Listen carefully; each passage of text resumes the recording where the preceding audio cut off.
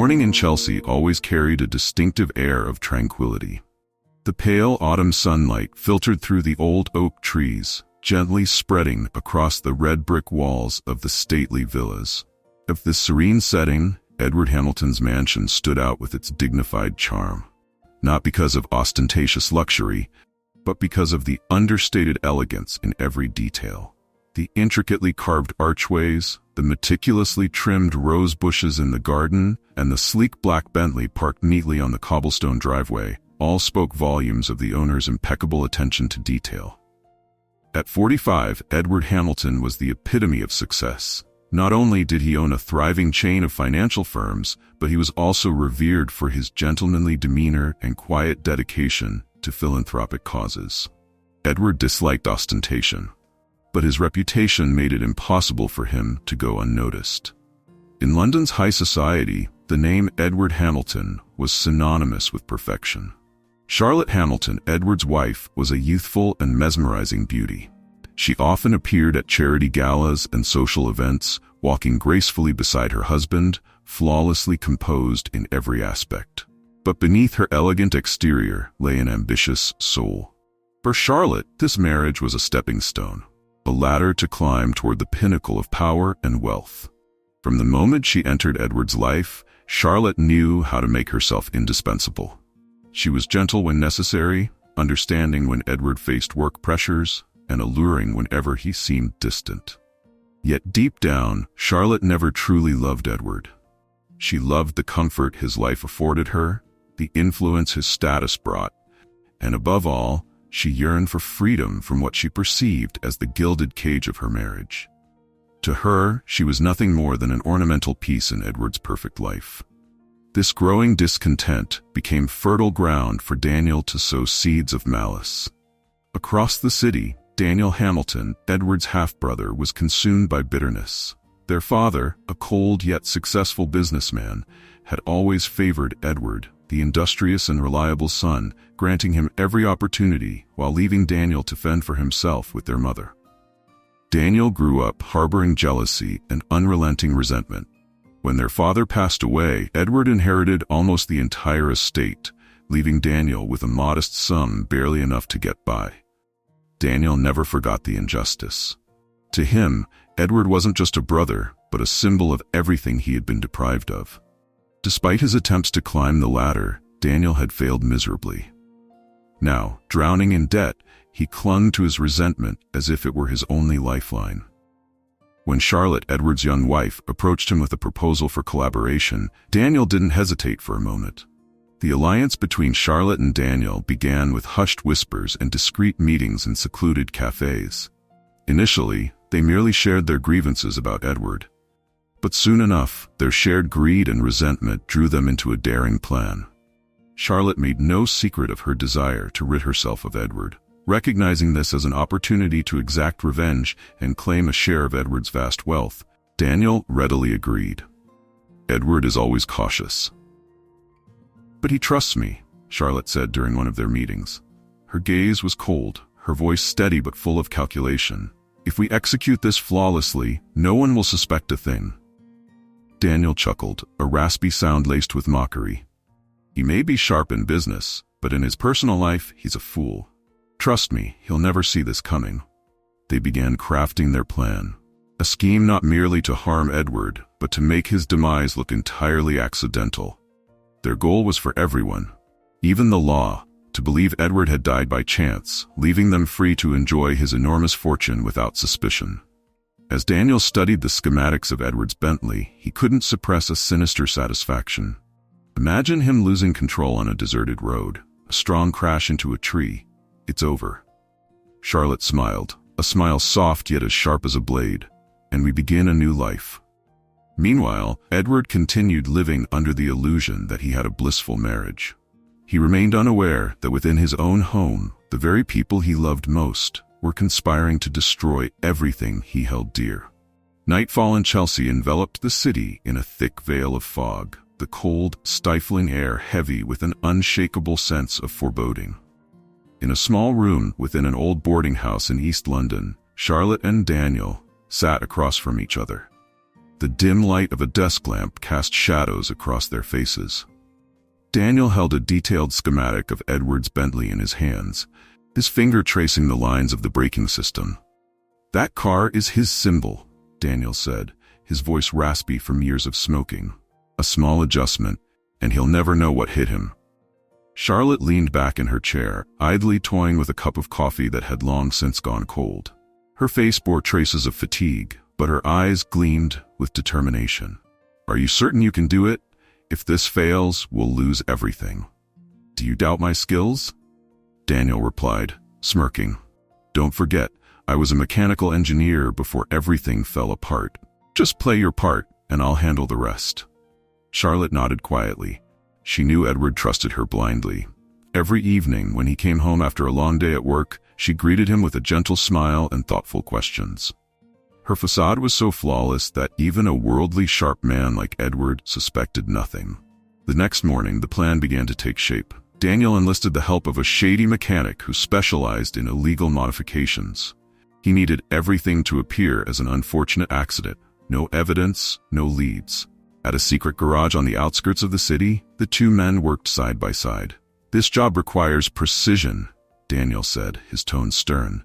"He mustn't survive, but no one should suspect a thing." The mechanic smirked, revealing stained yellow teeth. "Relax, mate.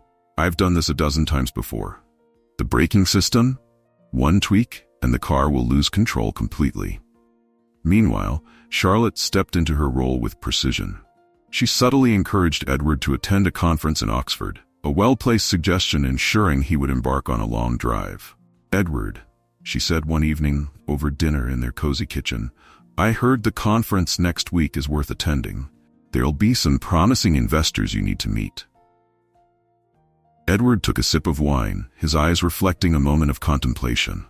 "Do you think I should go?" "Absolutely. I'll handle all the arrangements. All you need to do is drive there, meet them, and come back with new opportunities." Charlotte smiled warmly, placing her hand gently over his. Edward nodded, oblivious to the deadly trap his wife had so carefully set for him.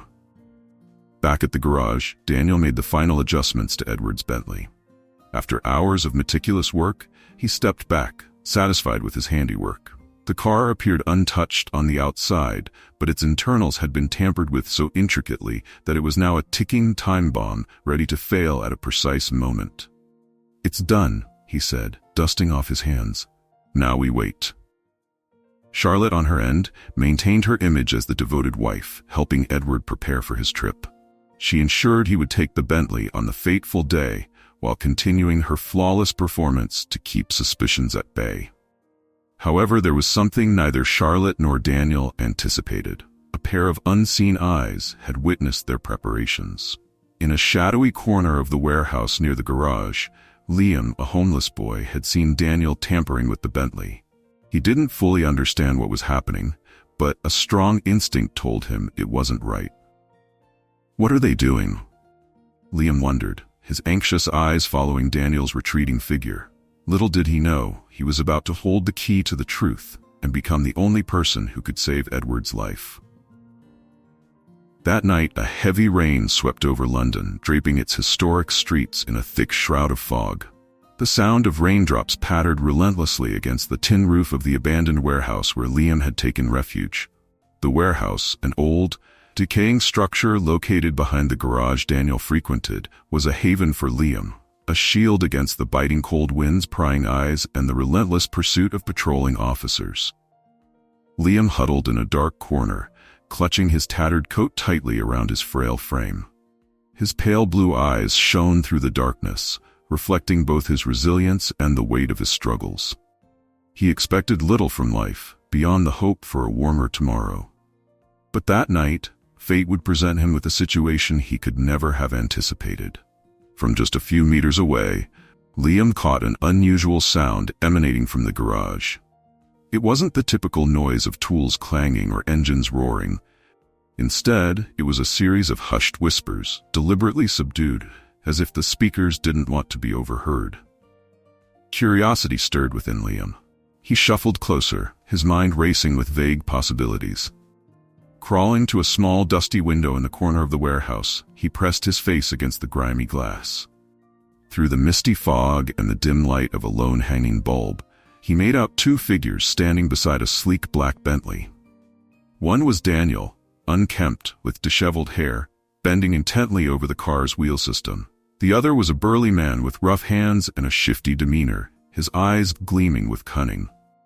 "All we need is this adjustment," Liam heard Daniel say, his voice low but betraying a sense of urgency. "The braking system, once it hits 60 miles an hour, it'll fail completely. The crash will be inevitable."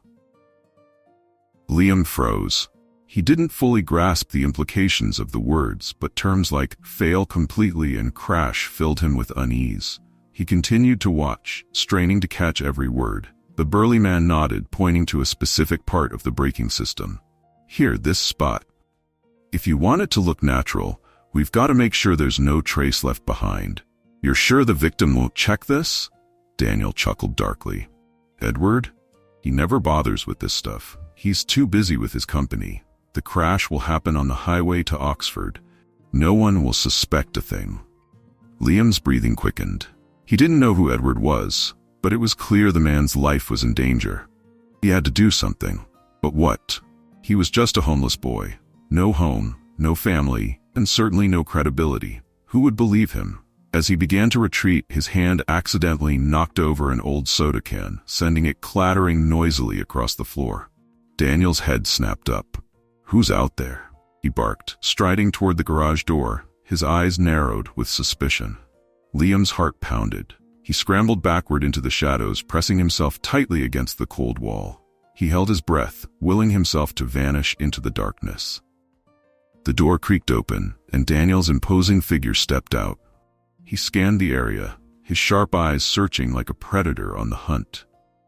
But the rain and wind cloaked Liam's presence. After a tense moment, Daniel muttered something under his breath, shrugged, and retreated inside.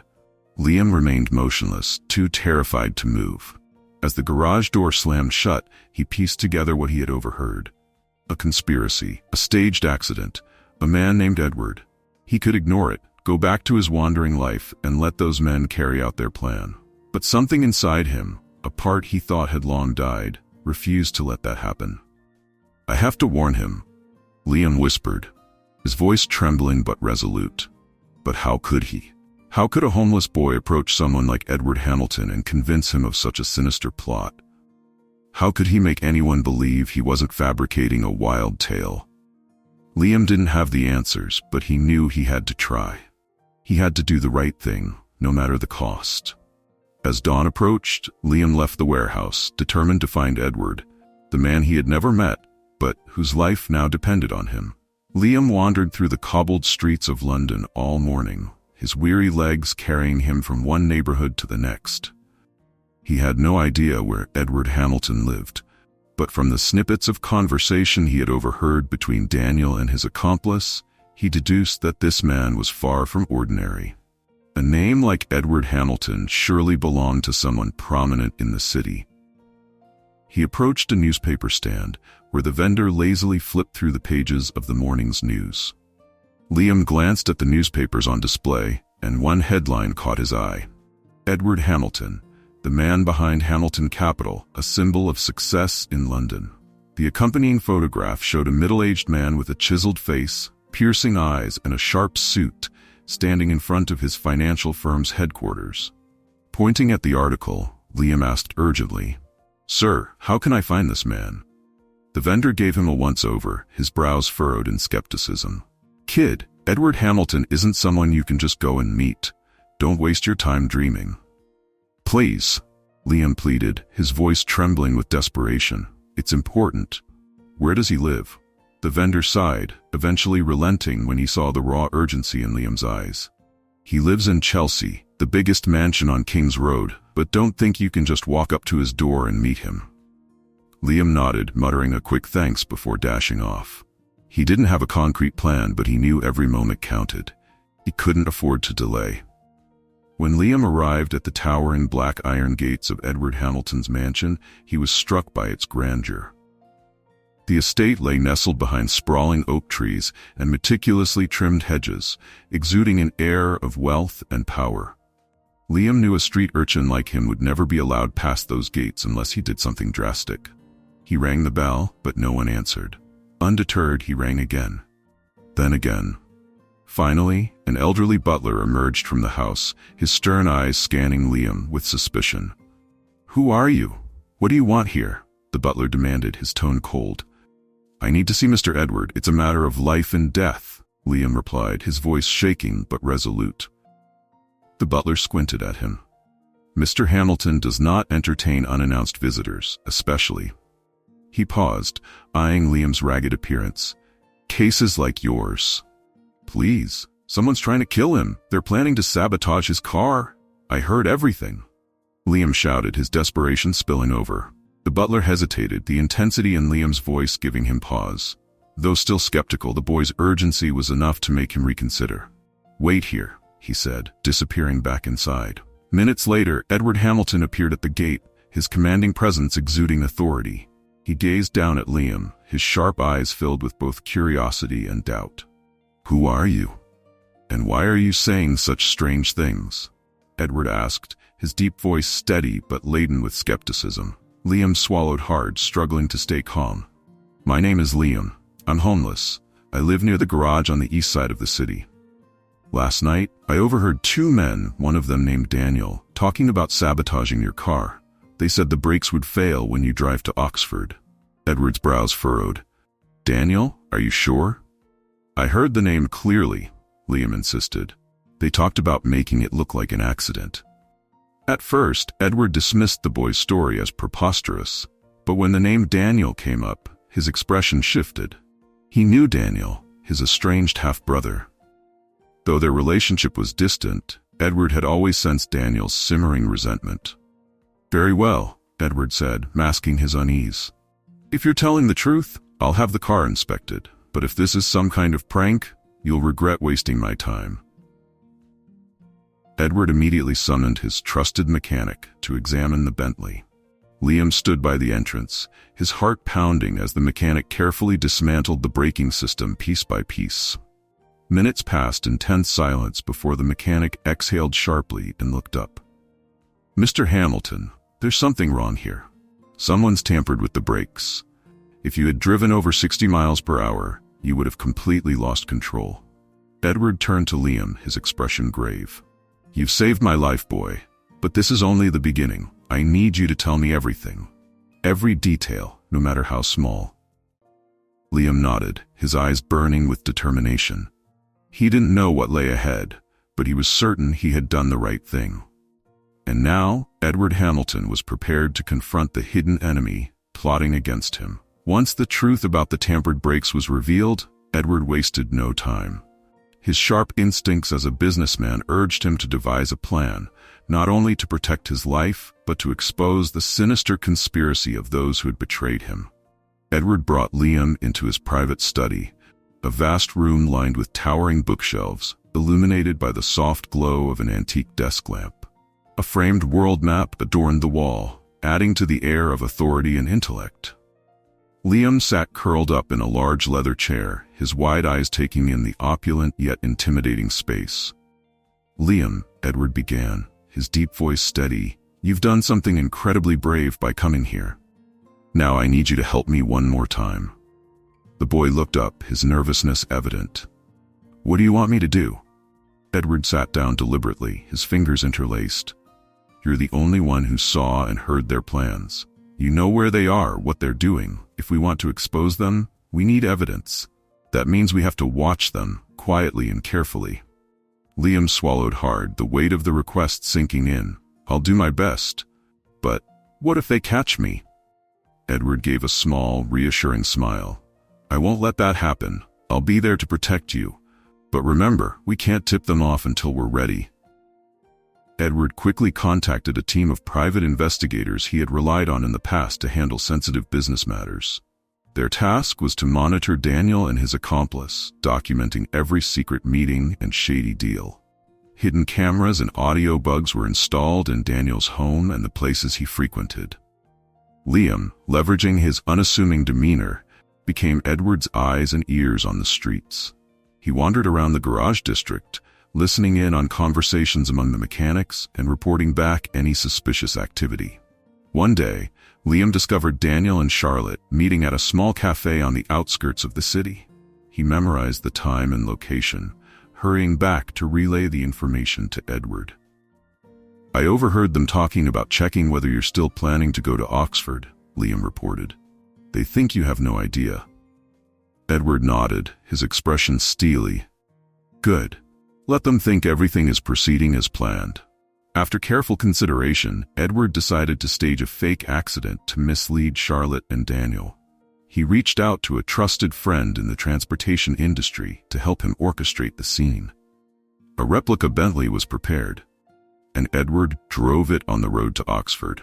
A few miles in, the car lost control and veered off a small embankment.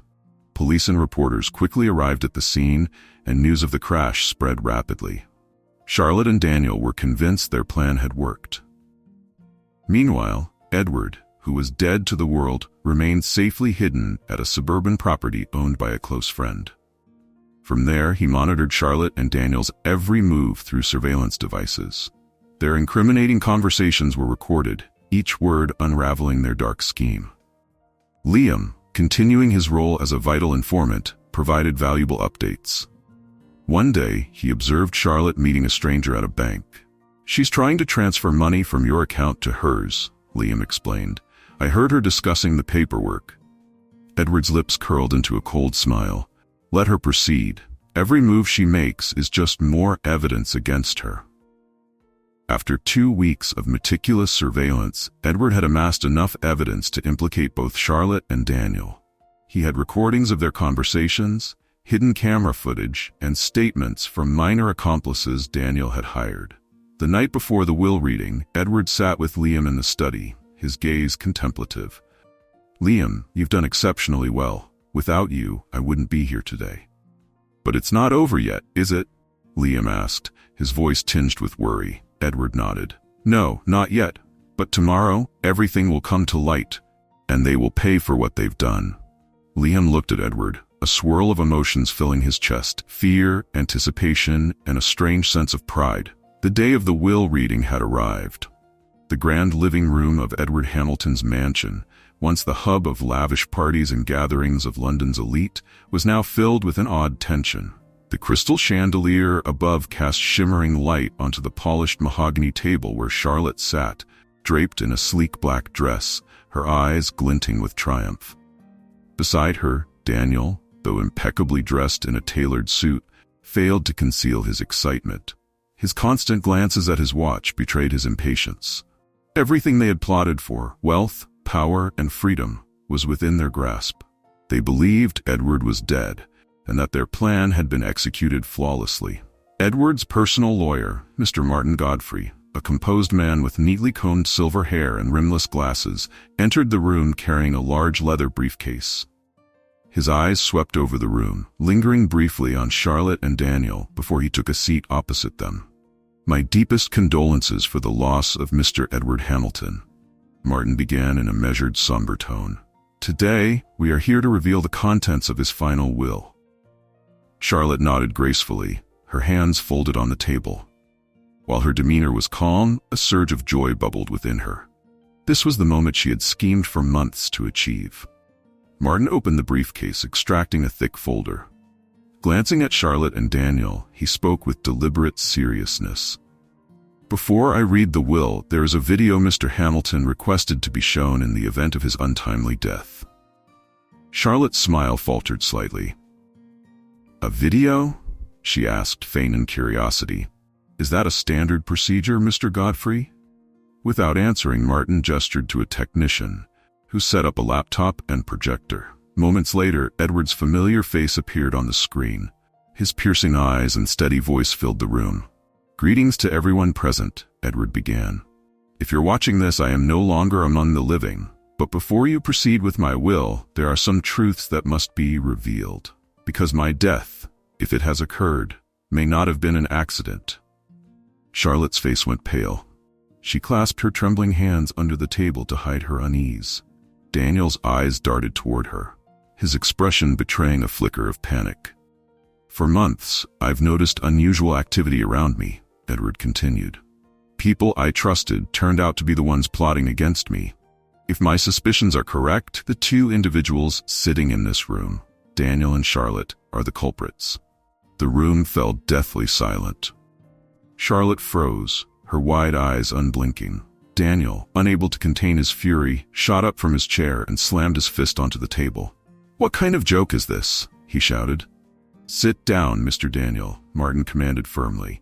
"This video was recorded 2 weeks ago and was to be shown today under strict instructions.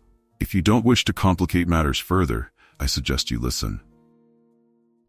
On the screen, Edward continued.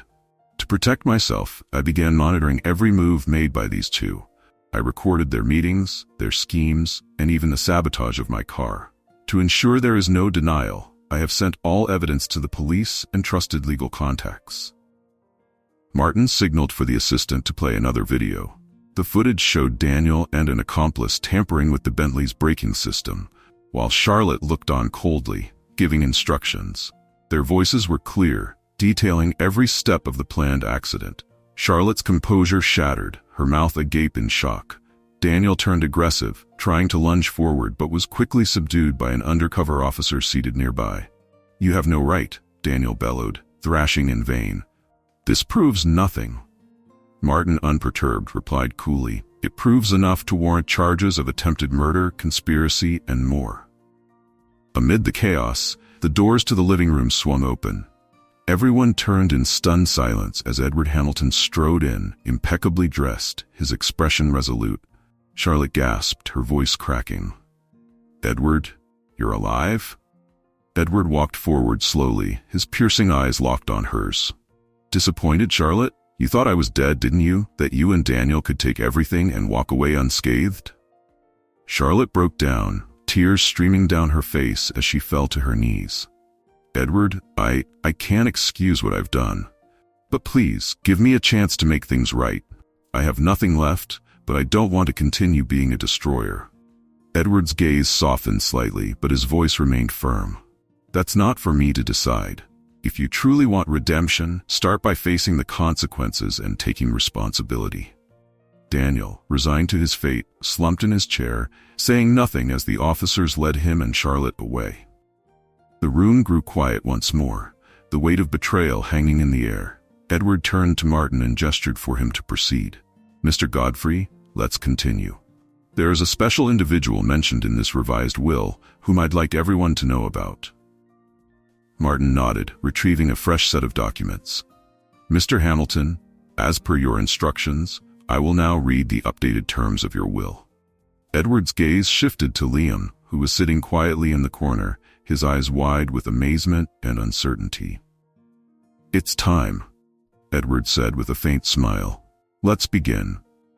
Liam's heart raced as he realized the profound significance of this moment. From that day forward, his life would change forever, entering a chapter he could never have imagined. As the will reading concluded, the grand Chelsea mansion fell into a contemplative silence. Edward sat in his study, his gaze fixed on the sunlight streaming through the large window. On his desk lay the final report from the police, confirming every detail of Charlotte and Daniel's treachery. Their betrayal left Edward not just hurt but hollow, a void that even his triumph over their plot couldn't fill. Meanwhile, Liam lingered in the hallway, hesitating whether to knock. Finally, summoning his courage, he tapped lightly on the door and peeked in. "Mr. Edward, may I talk to you for a moment?" he asked, his voice small but respectful. Edward looked up and smiled gently. "Come in, Liam. Have a seat." The boy shuffled nervously into the room, perching on the edge of a chair across from Edward. His hands were clasped tightly, his face a mixture of gratitude and uncertainty. "I just wanted to thank you for everything. Without you, I'd still be out on the streets. But now I have a place to stay, food to eat, and even the chance to learn." Edward studied Liam, his expression softening. "Liam, if not for you, I wouldn't be here today. What I've done is small compared to the courage you've shown." Liam hesitated before voicing what had been weighing on his mind for days. "But I can't stay here forever, can I? Someday, you'll want me to leave." Edward froze. The question struck a deep chord. This child, despite his age, had lived a life shaped by insecurity, devoid of love and belonging. Rising from his chair, Edward crossed the room and placed a hand on Liam's shoulder. "No, Liam," Edward said firmly. "You don't have to leave. I've thought long and hard about this. From today, you're not just a guest in this house. I want you to become a part of my family." Liam's eyes widened. "What do you mean?" Edward smiled, sitting beside him. "Liam, I want to adopt you. I have no children of my own, and I want to give you a real home. Not just a roof over your head, but a family, a place where you'll always belong." Liam stared at Edward, his vision blurring as tears welled up. "You really want to adopt me? A street kid like me?" Edward nodded, his gaze steady and sincere. "You're the one person who restored my faith in humanity during the darkest days of my life. I don't care where you've come from, Liam. I only care that you deserve a chance at a better life." Unable to hold back, Liam burst into tears and threw his arms around Edward. For the first time in his life, he felt the warmth of genuine love. Not pity, not charity, but the love of a father for his son. That night, Liam lay in his new room, surrounded by soft bedding and warm light.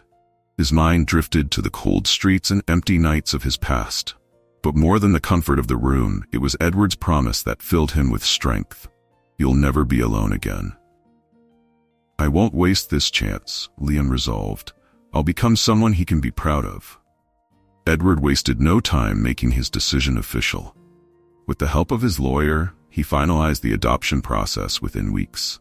On the day the court declared Edward as Liam's legal guardian, the boy could hardly contain his emotions. As Edward signed the papers, he turned to Liam and placed a firm hand on his shoulder.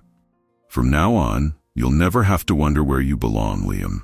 You're my son, and I'll do everything to protect and nurture you." Liam smiled through tears, his eyes shining with gratitude. "I promise I won't let you down. I'll study hard and become someone like you." Edward chuckled warmly. "Don't become me, Liam. Become the person you're meant to be." On a crisp autumn morning, Edward and Liam sat together in the sunlit garden, surrounded by blooming roses. Liam, now dressed smartly in a school uniform, was ready for his first day at school.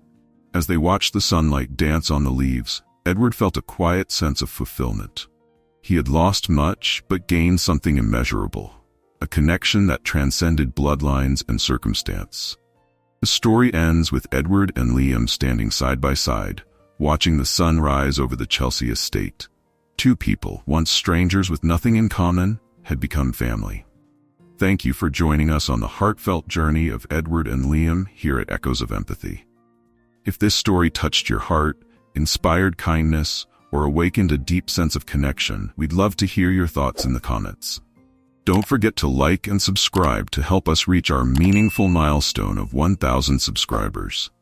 Your support not only encourages us, but also empowers us to continue sharing powerful stories of compassion and humanity. See you in the next story, filled with meaning and hope.